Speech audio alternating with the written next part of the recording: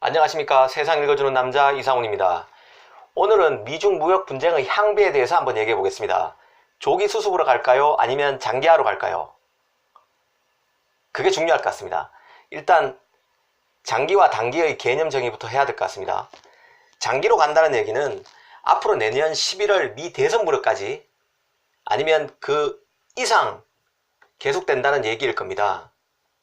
지금 무역 분쟁을 미 트럼프 대통령의 재선 전략으로 해석하는 시각도 있는데요. 그것과 견져서 생각한 거죠. 내년 11월 미 대선 무렵까지 아니면 그 이후까지 계속될 거다. 그 다음에 단기로 보는 시각은 다음 달이죠. 다음 달 말 6월 28일부터 29일 이틀간 일본 오사카에서 열리는 주요국 20회의, 주요국 정상회의죠.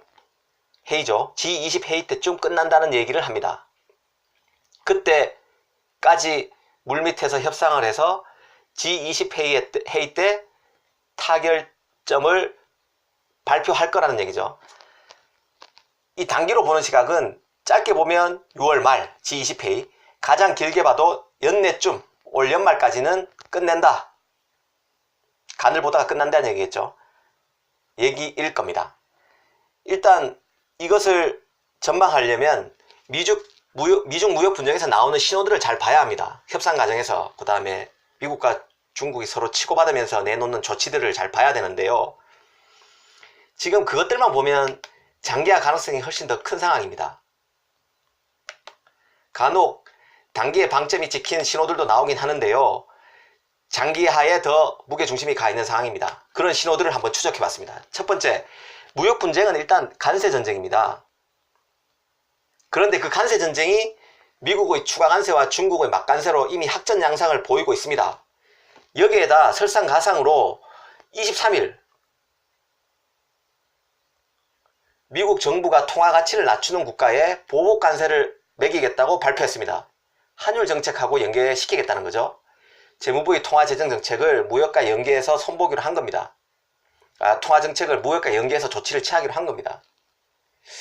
한마디로 간세 전쟁이 환율 전쟁으로 전선이 확장된 것으로 볼 수 있습니다. 이번 조치는 사실상 중국을 겨냥한 겁니다. 외환시장에 개입해서 자국통화 위안화를 이를테면 의도적으로 절하함으로써 수출 경쟁력을 높이는 국가를 엄벌하겠다는 거죠. 이 조치가 특히 주목되는 것은 미 재무부 환율 보고서가 아직 나오지 않았기 때문인데요. 보통 미 재무부의 환율 보고서는 4월에 발표됩니다. 그러니까 지금 한 달 이상 지체된 거죠. 이것도 사실 중국을 향한 압박 수위를 높이려는 의도로 볼 수 있습니다. 두 번째 신호로는 기술 패권 전쟁 양상인데요. 지금 미중 무역 분쟁은 두 가지 관점으로 두 가지 맥락에서 볼 수 있습니다. 하나는 간세 전쟁, 하나는 기술 패권 전쟁. 간세 전쟁은 어떻게든 합의를 볼 수 있습니다. 몇 개의 품목에 대해서 서로 간세를 때리고 그 이후에는 그 조치를 종결한다는 식으로 쉽게 끝낼 수 있지만, 기술 패권 전쟁은 미래 신산업을 누가 장악하느냐, 그 헤게모니를 누가 장악하느냐, 경제 패권은 곧 전체 국가 권력의 패권을 의미하는 거죠. 이것을 놓치면 안 되기 때문에 쉽게 끝나지 않습니다. 오래 가죠. 실제로 지금 반하웨이 전선에는 미국 업체뿐만 아니라 전 세계 업체가 미국 쪽에 붙고 있습니다. 미국 업체인 인텔, 퀄컴, 애플뿐만 아니라 ARM이라고, ARM이죠. 반도체 설계업체인데 영국 업체입니다. 물론 소프트뱅크한테 경영 끌어 넘어갔지만 유럽의 대표적인 반도체 설계업체인 ARM이라는 회사와 인피니언, 독일의 전장 반도체사죠. 이런 유럽 업체와 파나소닉, NTT, 도코모 등 일본 업체도 합류했습니다. 미국 진영에, 반하웨이 진영에 합류했다는 얘기죠. 하웨이와 거래 제한 조치에 이렇게 많은 기업이 가담했다는 얘기는 이미 전 세계 부품 공급망이 글로벌하게 얽혀 있음에도 불구하고 미국의 압박이, 그러니까 미국의 기업 줄 세우기가 대단하다는 의미입니다. 시장 논리로만 봐서는 하웨이와 거래를 하지 않을 이유가 전혀 없죠. 오히려 손해입니다. 그럼에도 미국에 붙는 이유는 쉽게 끝나지 않을 거라고 다른 국가들이 판단하고 있다는 얘기입니다. 미국이 우리나라에도 LG U+의 하웨이 장비를 쓰지 말라고 외교부를 통해서 압박했다고 합니다. 결국 이 싸움이 장기화될 것으로 보고 다른 나라 기업의 참여를 유도하고 있다는 뜻이겠죠. 미국의 의지가 그만큼 강한 겁니다. 관세 다툼은 쉽게 어느 정도 합의하고 물러설 수 있지만 하웨이를 중심으로 둔 기술 패권 전쟁은 쉽게 끝나지 않을 것입니다. 중국도 쉽게 포기할 수 없겠죠. 그래서 이것은 장기화될 가능성이 크다는 지표로 볼 수 있습니다. 또 하나는 트럼프가 농민 구제책을 발표했습니다. 23일입니다. 미국 시간으로 23일이니까 우리 시간으로는 어제죠. 24일 금요일 날 오후에 나온 대책인데, 오전에 나온 대책인데요. 농민 구제책입니다. 트럼프의 지지 기반은 농촌이라고 말씀드린 바 있는데요. 보통 참 아이러니한데요. 미국은 제조 기반이 이미 다 망가졌습니다. 그래서 사실은 세계 제1의 국가 미국은 다른 나라에 수출하는 품목이 대부분 농산물입니다. 반면 기술이 아직 후지다는 메이드 인 차이나 하면 아직 후진 제품으로 보통 폄하하는데요. 중국이 전 세계로 IT 기기를 수출하고 있습니다. 사실 이거는 그 세계의 아이러니라고도 볼 수 있는데요. 어쨌든 간에 트럼프의 지지 기반은 농촌에 있는데 이 미국 수출품이 대부분 다 농산품이죠. 근데 이 농산품들이 중국의 막간세로 어려움을 겪고 있습니다. 중국에서 덜 팔리는 거죠. 관세 때문에 가격이 높아져서요. 실제로 미국의 농산품 수출 규모는 160억 달러에 이른다고 합니다. 하나로 한 19조 원이죠. 어마어마합니다. 그렇기 때문에 농민 구제책을 제가 실수했습니다. 16억 달러, 160억 달러인데 하나로 19조 원인데 이게 바로 그 트럼프가 내놓은 농민 구제책의 규모입니다. 지원 규모라는 얘기죠. 미국이 수출하고 있는 농산품을 지원하기 위해서 정부가 내놓은 대책의 규모입니다. 하나로 19조 원을 농산품에 지원한다는 얘기입니다. 이것이 사실상 내년 11월 대선을 앞둔 표심잡기라는 분석도 있습니다. 맞는 얘기죠. 맞습니다. 하지만 겸사겸사 무역 전쟁이 장기화될 것으로 보고 이런 대책을 내놨다고 볼 수 있습니다. 금세 끝날 것 같으면 이런 119조 원에 이르는 대책을 내놓을 이유도 없겠죠. 물론 이제 무역 전쟁이 단기로 끝날 것으로 보는 사람들은 6월 말 오사카에서 열리는 G20 회의에서 중요한 모멘텀이 마련될 것으로 봅니다. 그러려면 사실 트럼프, 시진핑 간의 만남이 성사돼야 하고 모양새 좋게 악수할 수 있도록 사전 협상이 물밑에서 활발해야 되는데요. 아직까지 외신을 보면 그런 신호가 없습니다. 미국은 중국이 무역 협상에 합의해주면 우리가 지금 죽이게 나서고 있는 하웨이를 제재 대상에서 빼주겠다고 하웨이를 지렛대로 활용하는 양상까지 보이고 있습니다. 물론 이런 조치도 단기에 끝날 것으로 보는 사람들은 하웨이에 대한 미국의 무차별 공세도 결국 타협하기 위한 일종의 공포를 조장하기 위한 수수라는 분석도 내놓고 있습니다. 실제로 보면 중국이 미국의 막간세를 때리면서 관세 적용 시점을 6월 1일, 다음 달 1일이죠. 늦춰 잡은 것하고 미국이 지난 10일 날 2천억 달러 규모에 대해서 25% 추가 관세를 발표하면서 관세를 매기기로 했었는데요. 그때 당시에 미국으로 들어오는 중국 수출품에 곧바로 이 조치를 적용하지 않고 5월 10일 미국으로 출발하는 중국 화물을 기준으로 25% 추가 관세를 매기겠다고 발표했습니다.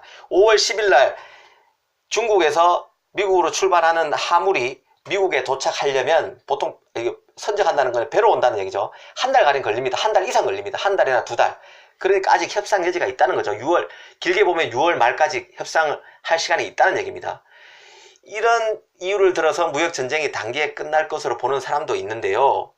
그런데 점점 벌써 5월 말이 다 돼가고 있으니까 남은 시간이 많지 않다는 얘기죠. 그래서 장기화 가능성은 조금 더 높아지고 있는 상황입니다. 저번에 중국의 히토류 카드에 대해서 말씀드린 적이 있는데요. 중국이 히토류 카드를 꺼내기 시작했습니다. 그런데 아이러니하게도 미국도 히토류에 대해서 대응책을 내놓고 있습니다. 한번 할 테면 해보겠다는 얘기죠. 다시 히토류에 대해서 한번 말씀드리면요. 중국은 히토류 생산의 90에서 95%가량을 담당합니다. 그런데 미국 같은 경우는 이 시진핑이 히토류 공장을 찾아가서 쇼잉을 하자마자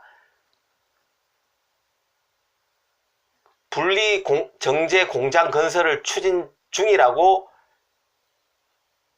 월스트리트저널을 통해서 발표했습니다. 발표가 아니고 흘러나온 거죠. 언론을 통해서. 사실 미국은 지난 한 해 동안 조업이 중단된 마운틴 패스 강구 채굴을 최근에 재개했습니다. 그리고 최근에는 호주 강산업체 라이나스라고 있는데요. 라이나스와 미국 화학업체 블루라인이 합작으로 미국의 희토류 분리 정제 공장 건설을 추진 중인 것으로 언론에서 흘러나왔죠. 아까 금방 말씀드렸던 월드에서 나온 내용입니다. 이처럼 미국이 미국 자체의 매장량 개발과 분리 정제 설비 확충을 추진하면서 중국 의존도 줄이기에 본격적으로 나섰다는 얘기가 나오는 겁니다. 그러니까 이제 더 이상 너희들한테 희토를 의존하지 않겠다. 너희들 할 테면 해봐라. 끝까지 한번 가보자. 이 얘기죠. 증권가 얼마 전이 아니자 최근입니다. 증권사 보고서도 나왔는데요. 미국 호주 합작 공장이 마운틴 패스 강산에서 나오는 생산량만 처리해도 미국의 연간 수입량 상당 부분이 커버될 것이라는 보고서가 나왔습니다. 그만큼 미국이 중국의 희토류 수출 중단 조치에 대비하고 있다는 뜻입니다. 장기화될 가능성이 커지고 있다는 얘기죠. 또 다른 신호가 하나 더 있는데요. 각국 정부와 미국 기업 관계자의 날선 선전, 각국 정부가 아니라 미국과 중국 정부와 기업 관계자의 날선 공방정도 어정쩡한 봉합을 미망하게 만들고 있습니다. 폼페이오 미국 국무장관 같은 경우에는 우리나라 시간으로 금요일날 하웨이가 중국 공산당과 연계되어 있다고 원색적으로 비난했습니다. 하웨이가 거짓말을 하고 있다는 거죠. 런정페이도 맞대응했습니다. 미국이 하웨이를 가소평가하고 있다.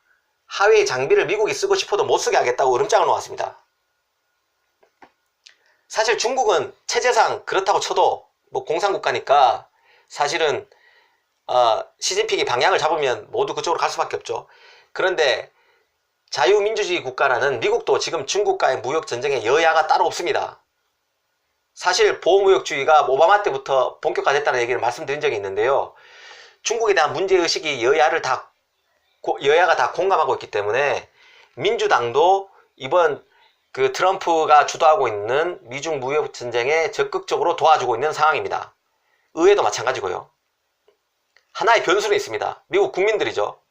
미국 국민들이 무역전쟁의 피로감을 느끼고 무역 분쟁에 따른 수입품의 가격 상승으로 피해를 체감하기 시작하면 여론이 더 나빠질 수 있습니다. 최근에 미국 현지 여론조사에서도 무역 분쟁에 찬성하지 않는다는 쪽이 더 많은 것으로 나타났죠.